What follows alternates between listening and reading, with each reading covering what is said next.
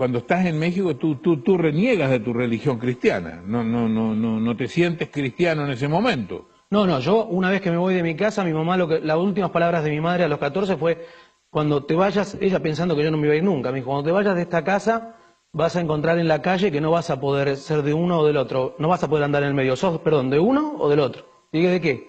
¿O de Dios o del diablo? Y yo le dije, yo me voy con el diablo. ¿Y tuviste 10 años con el diablo? Sí. Renegando de tu religión. Sí, porque, don Francisco, usted tiene que entender que en el mundo cristiano, o los creyentes, que entienden del poder de Dios, también conocen del poder del enemigo. Y yo quería utilizar, si bien yo había nacido en un lugar cristiano y entendía ese poder, quería manipularlo a mi favor. Y hay algo que cambia tu vida, hay algo que es un quiebre total. Total, un antes y un después. Llegamos a la Ciudad de México para un evento importante de rock, que auspiciaba un canal de música muy famoso, y bueno, yo salgo a comprar unos instrumentos, y bueno, somos secuestrados, somos abordados por un grupo así, comando.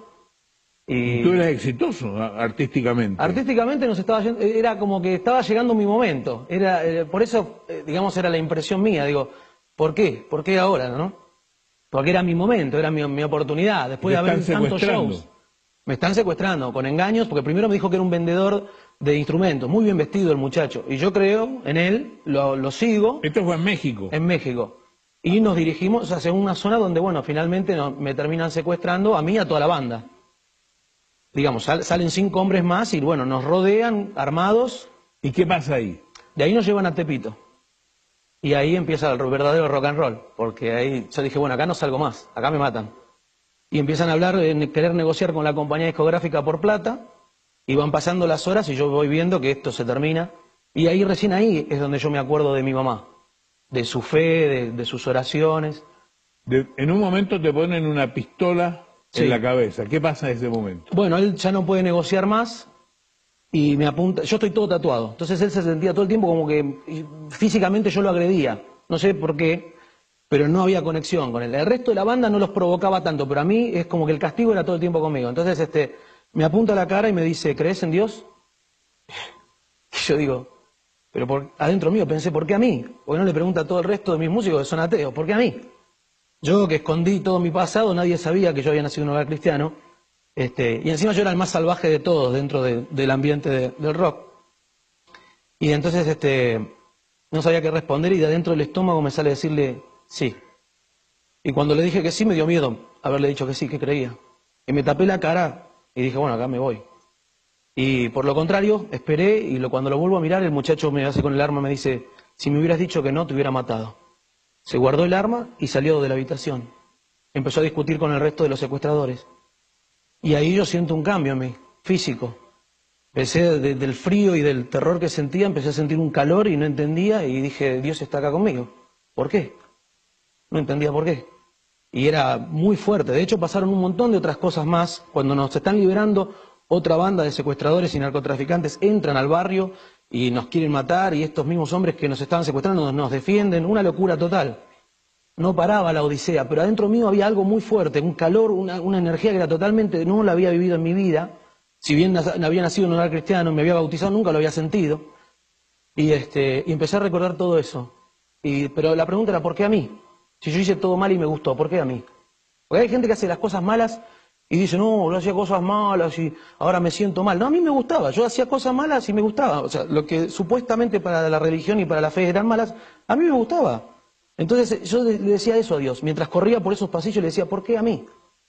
Entonces, bueno, más tarde nos liberan, logramos llegar al hotel, ahí estaba la gente, la policía, la gente de la embajada, y nadie se atemorizaron, así que nadie nos dijo nada. Entramos, llegamos a la suite, y yo me arrodillo en el baño y le digo a Dios, ¿por qué? ¿Por qué a mí? Y entra mi manager y me dice, mira, tenemos que bajar, hay que hacer la denuncia, la gente de la policía. Le digo, no voy a hacer ninguna denuncia. Me dice, mira, acá hay 25 shows, no sé cómo te vas a arreglar. Y fue la primera vez, don Francisco, que empiezo a hacer otro Pablo. Y le respondí, bueno, mira, Dios se va a encargar de esos juicios. Ellos empezaron a reír de mí, y bueno, ahí nos separamos como banda. ¿Volviste a tu casa de Argentina? Me tomo un avión y cuando llego están los periodistas en Argentina, pero bueno, yo les pido por favor que no me interesa hacer una nota de ese estilo. empiezo a caminar por el aeropuerto de Ezeiza, que es enorme, lleno de gente, una multitud de gente, y en esto veo, en la puerta la veo a mi mamá. Y cuando la veo a mi mamá, yo dije, ¿qué hace esta mujer acá?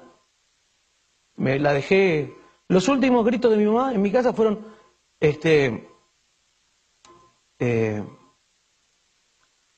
los últimos gritos de mi mamá, ella, yo sé en quién deposité mi fe, gritaba.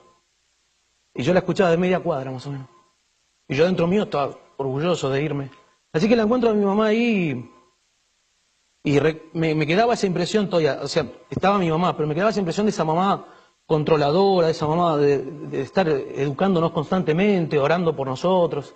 Se dedicó a nosotros, a mí y a mi hermana. Entonces, cuando la veo, no me salió a decirle, te quiero, mamá, ¿qué haces? ¿Cómo andás? No. Me salió a decirle, ¿por qué a mí? Lo que me venía preguntando hacía horas atrás del secuestro. Y ella me abraza y me dice, porque yo oré por vos por más de 15 años y Dios hoy a la noche respondió mi oración. Y ahí la abracé. ¿Y eso fue hace cuántos años atrás? 9. 9 años. ¿Tu vida cambió? ¿Te casaste? Sí. ¿Tienes hijos? Tengo hijos. ¿Te has dedicado a la música cristiana? Sí. La verdad que Dios me regaló una vida de nuevo. Y yo me aferré a esa oportunidad. Si bien mi pasado me perseguía al principio, porque no es fácil. Cuando hablo con los chicos o con los jóvenes, les digo, no es fácil. Yo no les quiero vender que de la noche a la mañana conoces a Dios y te cambia la vida. Pero cuando conoces a Dios se abre una puerta. Y cuando vos empezás a caminar hacia esa luz, son esos pasos tuyos que vos vas dando, Él te va acompañando y ahí empieza a cambiar.